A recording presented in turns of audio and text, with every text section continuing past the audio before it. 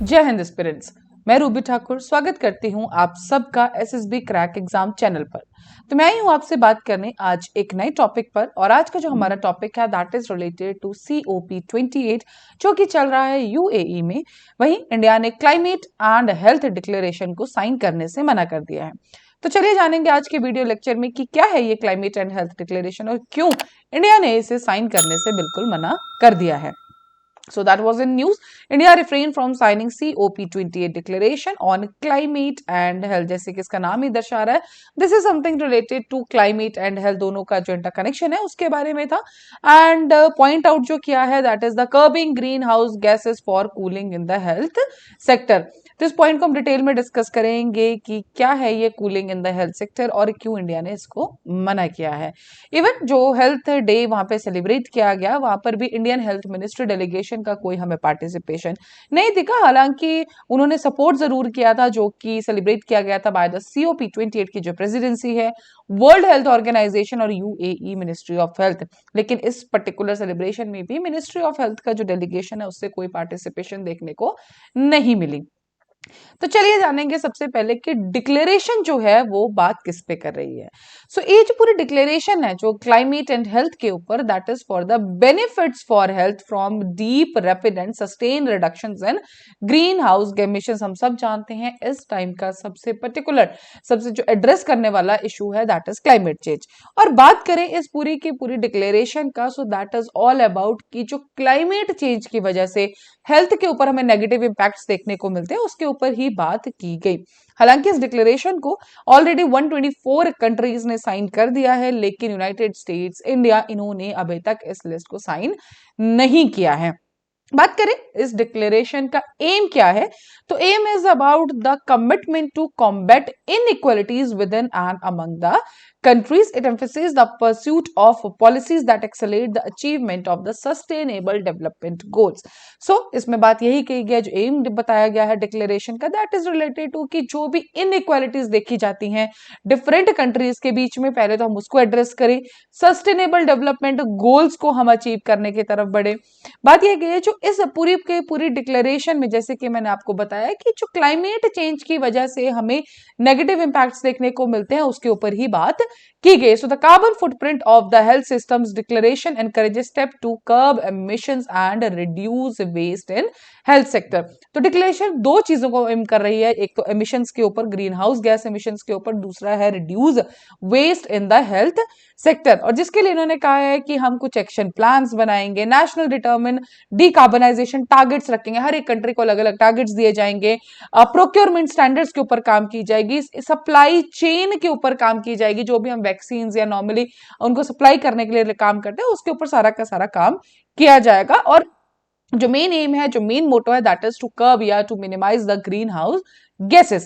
So the COP28 declaration underscores the importance of addressing the broad spectrums of impact and the climate change has on the health. Particularly climate change की वजह से mental health, psychological well-being, इन सब चीजों को address किया जाएगा। तो this was all about the declaration जो कि क्लाइमेट के साथ साथ हेल्थ को कंसिडर करने की बात कर रही है। अब बात आती है कि इंडिया ने इसे साइन करने से क्यों मना किया। तो इंडिया का इसमें कहना है कि पूरी की पूरी डिक्लेरेशन ठीक है, लेकिन एक पॉइंट है जिस पर हम अभी साइन नहीं कर सकते हैं, वो है cooling applications within health care infrastructure. So जब हम हेल्थ सेक्टर की बात करें तो वहां पे हमारे पास कुछ चेन्स होती है जिसमें हमें कूलिंग एप्लीकेशन चाहिए होती हैं। जैसे कि नॉर्मली हम बात करें कोई वैक्सीन का ट्रांसपोर्टेशन है या पर्टिकुलर कुछ उनका जो भी पूरा इंफ्रास्ट्रक्चर होता है, उससे हमें GHG इमिशंस देखने को मिलती है।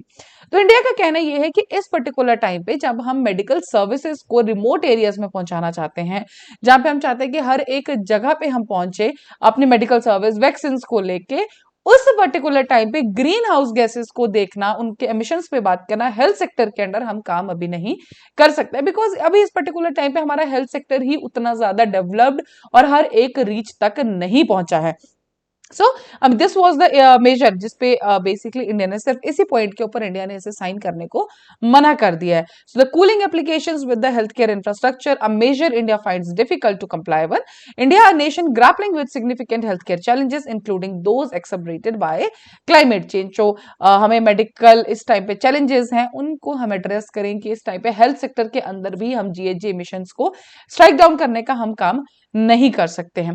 कंसर्न बताया है कि the greenhouse gas reduction for cooling in the health sector could hinder its ability to meet growing demands for medical services. और ये सिर्फ इंडिया का कहना ही नहीं था, एक केन्या से जो डेलीगेट है तो उनका भी कहना है कि जो रिमोट एरियाज है, अनडिजर्व्ड एरियाज है, जहां तक हम नहीं पहुंचते हैं तो वहां तक हमें अपने पर्टिकुलर जो कूलिंग इंफ्रास्ट्रक्चर है, जो भी हम एप्लीकेशंस यूज करते हैं हेल्थ सेक्टर के अंदर, उनके सहारे ही हम उनको एक जो मेडिकल फैसिलिटीज है वो पहुंचा पाते हैं। और उसको भी अगर आप कहेंगे कि इनको कंट्रोल में रखिए, सो हमारे देश का या जो भी हमारी इमर्जिंग कंट्रीज है, डेवलपिंग कंट्रीज है, उनका मेडिकल सेक्टर कैसे डेवलप होगा। So this was the striking point जिसकी वजह से मना कर दिया इंडिया ने। हालांकि इंडिया का ये कहना भी है कि जो हमारी खुद की G20 डिक्लेरेशन थी उसमें हमने ऑलरेडी 3 हेल्थ प्रायोरिटीज रखी हैं, जो है resilient health care system, creating a platform for improving access to medical countermeasures and creating a platform for sharing digital goods between countries। तो ये हमारे 3 मेन एजेंडा है जो कि अभी G20 डिक्लेरेशन हुई है उसके ऊपर इस पे बात की गई थी। सो हम इन चीजों को अभी फुल करने की ट्राई करेंगे। अभी हमारा देश है, जो बाकी देश है, जैसे हमने केन्या की बात की, अभी हम इस चीज पे काम करेंगे ताकि हमारे हर एक कॉर्नर में इंडिया के अंदर या बाकी कंट्रीज के अंदर हमारी जो हेल्थ फैसिलिटीज है, मेडिकल फैसिलिटीज है, वो रीच में आ सके। सो कंक्लूजन इसमें यह दिया गया, जब इंडिया ने मना कर दिया साइन करने को, तो एक जेस बैटली जो कि पॉलिसी लेड है global climate and health alliance का, उनका कहना यह है कि एक ऐसा देश जो कि लीडिंग ग्लोबल एमिटर है world wide, 1 billion world population वहां पे रहती है, जो इंडिया की स्पेसिफिकली बात कर रही है, एंड उसी पर्टिकुलर कंट्री का इस लिस्ट से एब्सेंस होना, इसको साइन नहीं करना, ये एक COP28 हेल्थ डिक्लेरेशन के लिए स्ट्राइकिंग पॉइंट है। बिकॉज वहां पे इतनी बड़ी कंट्री है, इतनी ज्यादा पॉपुलेशन है, और वही इसको साइन नहीं करेंगे। So this is a big question mark. So अभी के लिए अपडेट इतना ही है कि इंडिया ने इसे साइन करने से मना कर दिया, and that is all due to that cooling point in medical health care. तो उन्होंने कहा है कि अभी इस पर्टिकुलर टाइम पे, इस टाइम पे हम ये चीज नहीं कर सकते हैं, because we have to focus on our medical system. जो हमारा इंफ्रास्ट्रक्चर है, हमें रिमोट एरियाज तक पहुंचना है, तो हमें उस पर फोकस करना है।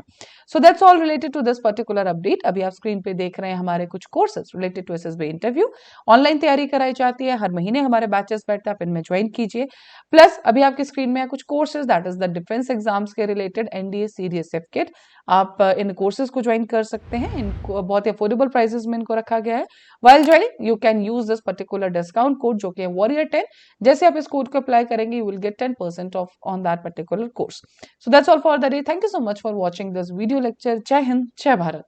अगर आप एक डिफेंस एस्पिरेंट हैं और SSB interview, NDA, CDS, FCAT जैसे एग्जाम्स के लिए प्रिपेयर कर रहे हैं, तो आप SSB क्रैक एग्जाम्स के कोर्स को चेक करना ना भूलें। आप हमारी लर्निंग एप्लीकेशन को Google Play स्टोर से भी डाउनलोड कर सकते हैं।